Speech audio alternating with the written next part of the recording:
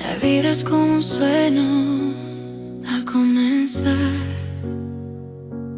Cuando somos jóvenes no pensamos en el final. Los días corren lento, creemos que hay tiempo de más, sin saber que los meses se nos van sin avisar.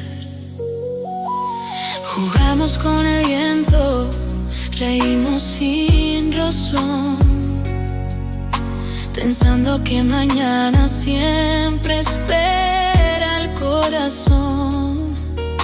Pero el reloj no duerme, no se quiere detener, y lo que fue un instante ya no vuelve a ser. La vida es como un sueño, un suspiro al despertar. Cuando abrimos bien los ojos ya estamos frente a la verdad. Por eso hay que vivirla con amor y gratitud, siguiendo los valores que nos enseñó Dios. La vida es ayer, hoy lo que vendrá. Del ayer aprendemos lo que no hay que repetir jamás. Hoy es el momento de cambiar y de crecer. Ya mañana se prepara con lo que elijas hoy hacer. Camina con fe, con paz en el corazón.